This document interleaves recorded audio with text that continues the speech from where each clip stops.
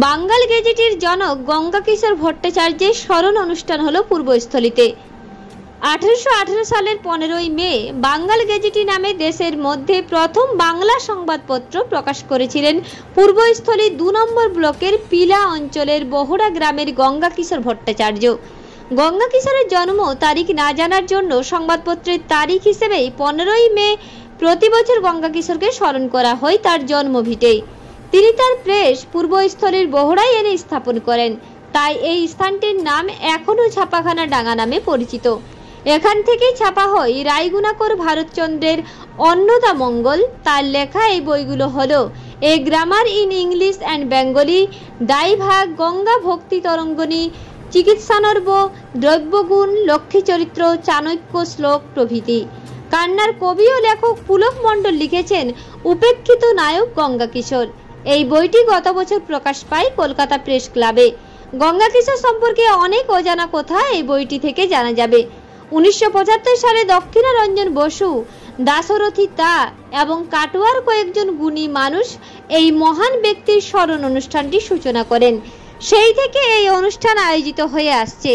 বুধবারও এখানে গঙ্গাকিশোর স্মৃতিরক্ষা কমিটি ও পূর্বস্থলী 2 নম্বর ব্লক এখানকার পঞ্চায়েত মিলে এই অনুষ্ঠান করেছে।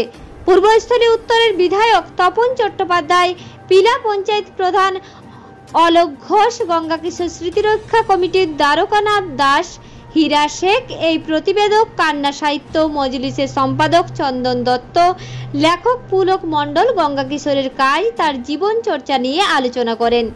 এখানে গঙ্গাকিশোরের জন্মভিটায় রয়েছে একটি প্রাচীন শিব মন্দির ও কালী মন্দির। এখানে এখনো নিত্য পুজো হয়। বিধায়ক তহবিলের অর্থে এখানে একটি পাকা ঘর নির্মাণ হয়েছে। এই ঘরে গঙ্গাকিশোরের লেখা বই এবং অন্য বইয়ের একটি পাঠাগার করার দাবি উঠেছে। শৌচালয়, পানীয় জলের ব্যবহারের কোথাও এই সভায় ওঠে। স্থানীয় মানুষের আরও বেশি করে এই স্মরণ অনুষ্ঠানে আসার দাবি জানানো হয়। এখানে গঙ্গাকিশোরের নামে প্রাথমিক বিদ্যালয় গড়ে উঠেছে। কাটোয়া বাস স্ট্যান্ড এবং বর্ধমান প্রেস ক্লাব গঙ্গাকিশোরের নামে হয়েছে। নতুন প্রজন্ম গঙ্গাকিশোরকে যেন আরও জানতে পারে, ভুলে না যায়, তার জন্য বিভিন্ন উদ্যোগ নেওয়ারও দাবি ওঠে এই স্মরণ অনুষ্ঠানে। তুমি না পারলে আমাদের বললো, আমরা পঞ্চায়েত সমিতি করে দেখবো। কারণ হচ্ছে সবটা প্রধানের পক্ষে সম্ভব নয়। যেহেতু আমরা আছি, এমএলএ আছে, এমপি আছে, জেলা পরিষদ আছে, পঞ্চায়েত সমিতি আছে, যেখান থেকে আমরা তৈরি করি। এটুকু আপনাদের বলতে পারি। আমি একটা কথা আপনাদের বলি, এই গ্রামের মানুষের উদ্যোগ নেওয়া উচিত বেশি করে। কারণ এমন একটা মানুষের জন্ম, তারা হয়তো বুঝতে পারছে। দেখো, আজ থেকে 200 বছর আগে এই মানুষটা, তখন কিন্তু ট্রেন লাইন ছিল না, তখন নদী কেন্দ্রিক ছিল। আমরা যাতায়াত করতাম, ব্যবসা বাণিজ্য হতো কিন্তু নদী কেন্দ্রিক। পরবর্তীকালে রেল কেন্দ্রিক হয়েছে, এখন রোড কেন্দ্রিক, সব জানি। তাই তখন এসব জায়গায় হয়তো বাঘ বাস করতো, মানুষের বসবাস কম ছিল। যাই হোক, সেই সময়কার অবস্থার পরিপ্রেক্ষিতে এই মানুষটি এখানে জন্মগ্রহণ করেছেন, এখানকার মানুষের আমি বলবো ধন্য হওয়া উচিত। কারণ আমরা তাদের তো পানি, এইসব মানুষরা যারা একসময় বাঙালির গর্ব আমরা মনে করি, তাই তাদের কথা যাতে না বলেন আপনারা। হয়তো আমরা আছি, আমাকে বললে আমি প্রতি বছরই আসি এই জায়গায়। এবছর ইলেকশনের টাইম আপনারা জানেন সবাই, যার জন্য ব্যস্ততার মধ্যে আসি।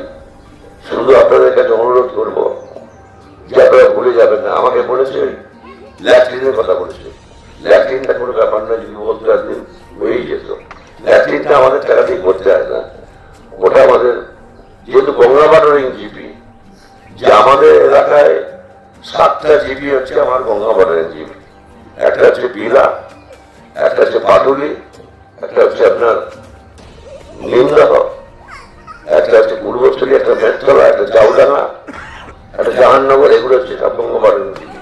এই জিপিতে ল্যাট্রিন করার কোনো ব্যাপার নেই। তো যেখানেই বলবে সেখানেই কিন্তু আমরা করতে পারবো, সুতরাং অসুবিধা কিছু নেই।